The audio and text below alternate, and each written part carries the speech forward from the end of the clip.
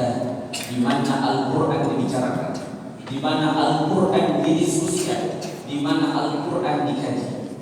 Wa dzakarallahu fi man indah. Dan inilah puncak kebanggaan kita sebagai hamba Allah, sebagai umat baginda Nabi sallallahu alaihi wasallam ketika telah di hadapan Allah. Setiap nama-nama di majlis ini, setiap kita di ruangan ini, Allah akan banggakan di antara para malaikat. Wa dzakarallahu fi man indah. Ma'asyiral muslimin wal muslimat, jamaah salat subuh yang dirahmati Allah Subhanahu wa taala. Ramadan tidak terasa sudah setengah bulan kita jalani. Maka ini menjadi refleksi kembali bagi kita. Sudahkah Ramadan ini kita isi dengan maksimal? Sudahkah Ramadan yang setiap harinya, setiap detiknya, bahkan setiap menitnya sudah terisi dengan nilai-nilai ketaatan kita terhadap Allah Subhanahu wa taala? Ataukah hari-hari kita hari-hari yang hanya diisi dengan lahap lapar dan dahaga sering? Mengapa harus terus kita berpuasa dan merefleksikan diri? Karena jangan sampai kita termasuk bagian daripada orang-orang yang oleh baginda Nabi sebutkan rahima anfu rajulin. Alangkah celaka rugi seseorang dakhala alaihi Ramadan, ketika Ramadan menyapa kita, Ramadan hadir di tengah-tengah kita, Ramadan yang beberapa bulan sebelumnya amat kita rindukan, kemudian ketika Ramadan menyapa kita, summan salafah.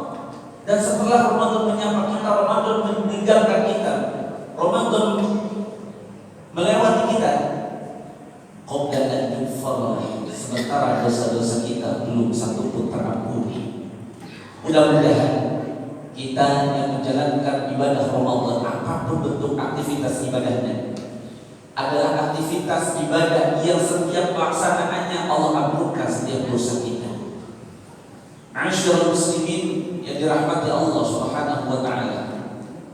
Salah satu nilai esensial yang diharapkan Allah di dalam ibadah Ramadan, khususnya ibadah shaum, sebagaimana yang termaktub di dalam ayatnya, Allah sebutkan la'allakum tattaqun, yaitu mengharapkan setiap diri kita menjadi orang yang takwa, orang yang lebih baik, orang yang lebih bertakwa, menjadi pribadi-pribadi yang memiliki karakter takwa.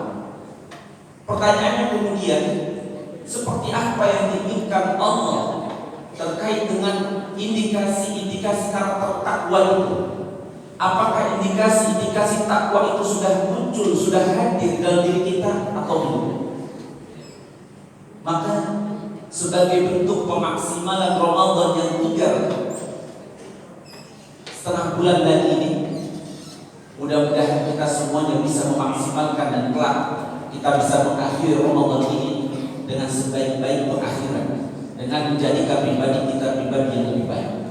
Di dalam satu kitab Ahlur Rahmah, para Ahlur Rahmah yang mendapat kasih Allah, Syekh Thaha Al-Afifi mengutip apa yang disampaikan oleh sahabat Ali radhiyallahu anhu tentang seperti apa manifestasi ciri-ciri orang yang Ramadannya sukses, yang ketakwaannya terlihat.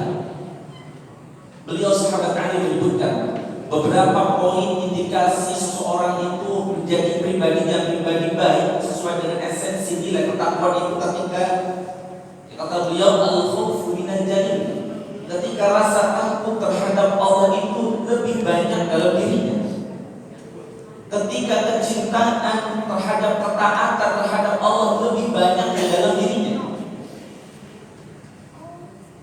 Ma'asyiral muslimin, ketika ketakwaan yang esensinya menjadikan kita semakin patuh, semakin taat, sudahkah itu ada dalam diri kita? Atau jangan-jangan ketakwaan itu hanya muncul dalam lisan kita saja, tetapi praktek dari sikap kita, dari nilai-nilai yang kita amalkan sehari-hari justru masih jauh dari kata nilai ketakwaan itu sendiri. Ketakwaan menjadikan kita semakin dekat terhadap Allah. Ketakwaan menjadikan kita semakin cinta terhadap Allah.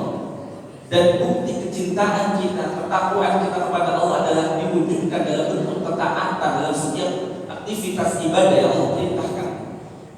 Ada seorang ahli bahasa menyebutkan dalam satu ungkapannya, innal muhibba liman yuhibbu muti'un.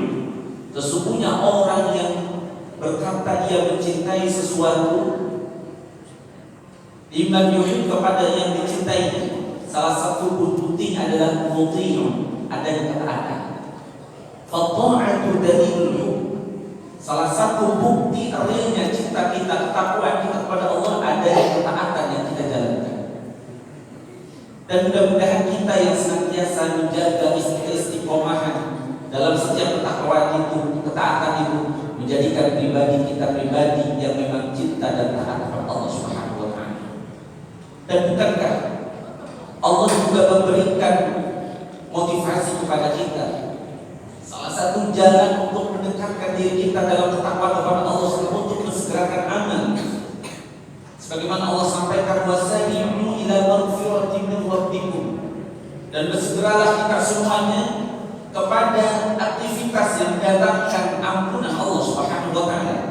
Bukankah duduk di majlis bermuzakarah, bertilawah, bermusyawarah, bersilaturahim adalah bagian-bagian yang mendatangkan rahmat dan maghfirah di hadapan Allah Subhanahu wa taala. Wa jannatin 'arduha as-samawati wal ardu u'iddat lil muttaqin. Dan tidak ada balasan terbaik bagi orang-orang yang takwa kecuali Allah siapkan surga. Asyrul muslimin yang dirahmati Allah Subhanahu wa taala. Dan yang kedua, kata sahabat Ali, salah satu manifestasi atau juga bisa dikatakan indikasi ketakwaan itu hadir dalam diri kita adalah wal amalu bin tanzil. Adanya upaya untuk mengamalkan setiap apapun perintah dan larangan yang ada di dalam Al-Quran. Bukankah Al-Quran yang kita yakini, inna hadzal Quran yahdi lillati hiya aqwam. Bukankah Al-Quran yang kita yakini merupakan pedoman, petunjuk untuk kita semuanya bagi orang-orang yang beriman?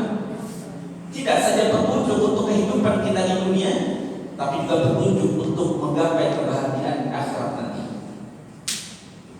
Tetapi rupanya ketika Al-Quran itu hadir di tengah-tengah kita, ada sikap-sikap manusia yang berbeda dalam menyikapi Al-Quran.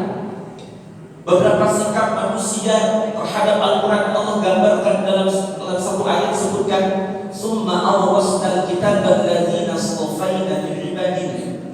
Ketika Al-Quran ini diberikan kepada hamba-hamba kami pilihan kepada baginda Nabi sallallahu alaihi wasallam, ada beberapa sikap yang muncul ketika Al-Quran ini diturunkan. Apa di antaranya? Faminhum zalimun li nafsihi.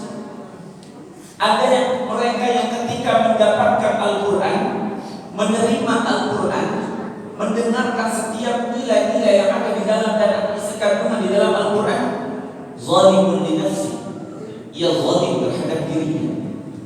Ia katakan beriman, ya saya beriman. Berislam, ya saya Islam. Ketika ditanya Alkitabnya apa, Al-Quran, lebih lanjut ketika ditanya sudahkah kita baca Al-Quran, sudahkah kita bisa membacanya, kita jawab masih belum bisa. Maka orang yang seperti ini dikatakan zalimul li nafsi. Bukan zalim terhadap Allah, bukan zalim terhadap Rasulullah, tetapi zalim terhadap dirinya sendiri. Maka syahrul Ramadan yang merupakan syahrul Al-Quran menjadi pengingat bagi kita sebagai hamba-hamba Allah yang masih banyak kelalaiannya, yang masih banyak belum berinteraksi dengan Al-Quran. Seakan-akan Allah ingatkan, wahai hamba, ini bulan Al-Quran, segera interaksi kita dekatkan. Yang belum bisa membaca Al-Quran, pelajari Al-Quran. Yang belum bisa menghafal Al-Quran, hafalkan Al-Quran. Yang belum bisa memahaminya, ada upaya untuk bisa memahami dan mengamalkannya. Dan hal seperti ini juga digambarkan ayat yang Allah sebutkan, wa qala Rasul. Salah satu kekhawatiran Rasul yang digambarkan dalam Al-Quran, ya Rabb, wahai Tuhanku, ya Rabb, wahai Allah, inna qaumi takhadhu hadzal Qur'ana mahjura. Berapa banyak dari umatku menjadikan Al-Quran ini hanya sebatas redaksi saja, hanya sebatas sebatas kumpulan mushaf saja. Bahkan ada di antaranya menjadikan Al-Quran sebagai sebuah panjangan dan luncuran saja. Tidak serius, tidak sungguh-sungguh dalam memahami dan mempelajari. Masyaallah muslimin yang dirahmati Allah Subhanahu wa taala. Lihat betapa Allah Subhanahu wa taala memberikan warning kepada kita hamba-Nya. Wa man a'rada 'an dzikri fa inna lahu 'aishatan dhanka.